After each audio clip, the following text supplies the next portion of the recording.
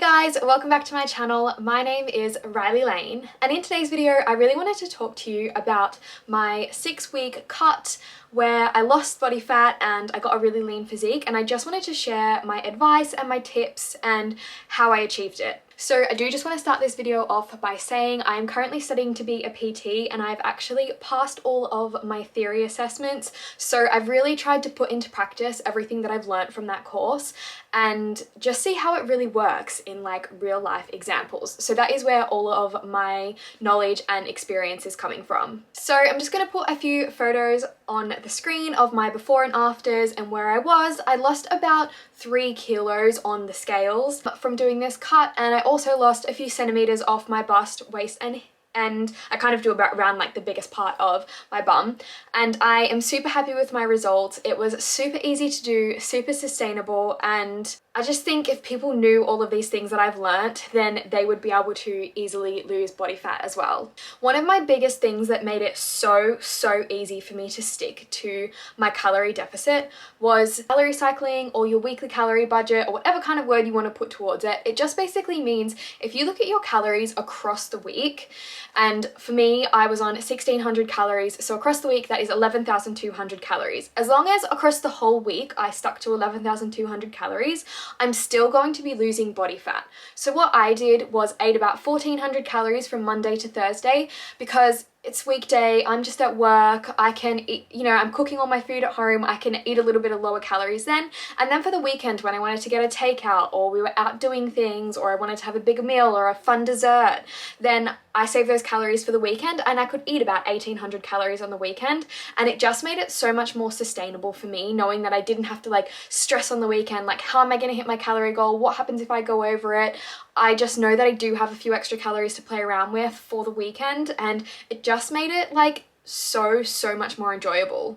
The thing you have to think about is your body doesn't just cut off at midnight. It doesn't just go, all right, it's midnight, it's the next day, I'm going to start my new calories for the day and I'm going to start my 1600 calories. It's like constantly working all day and all night, and it doesn't know when you start and stop your calories. So as long as your average calorie is what your calorie deficit is, then you're gonna lose body fat. Even if one day I say eat at 2000, which is probably around my maintenance, and then the next day, you know, I eat about 500, 1400 or something like that, I'm not going to be gaining weight from eating at my maintenance. So you can really play around with the calories that you eat for each day, and it just makes it way more sustainable and easy to fit into your life, in my opinion.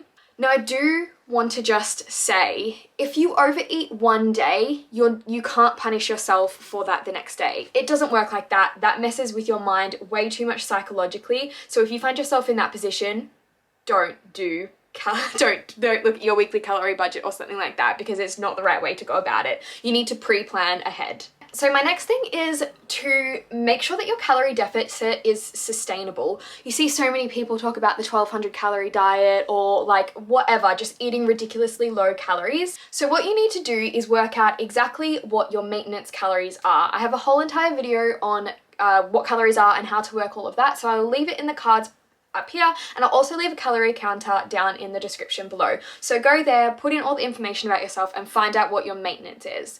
Then when you do that, you want to eat 500 calories less than that per day, or on average, however you decide to split it out throughout the week.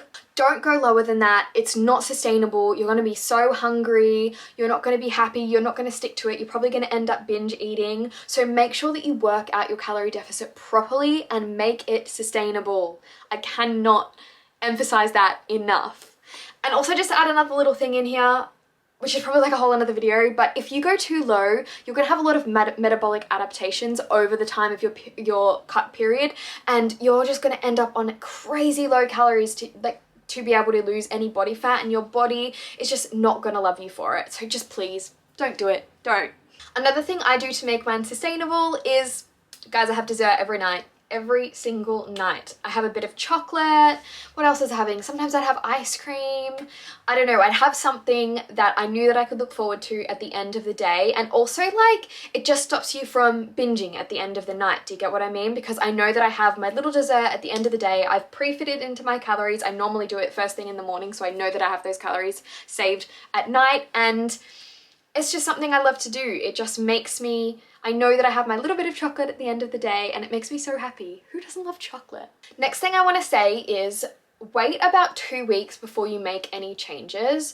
Your body it takes a little while to adapt, and often like in your first week of being in your calorie deficit, you're probably not going to see any changes, to be honest. Your body's a bit like, what's going on? I'm not sure. What are we doing? And then let me tell you, by the second week, you'll probably have a big drop in weight. So it's always really, really good to just wait for 2 weeks and make sure that you've given your body to adjust and like see what's happening. And you most likely won't actually have to make any changes. You can probably be on the same calories for about 6 to 8 weeks before you'd have to make any changes. Yeah, just be patient and know that progress takes a little bit of time. Also, I want to be clear that like the scales aren't linear, guys. I'm gonna put a graph on the screen of like where my weight went.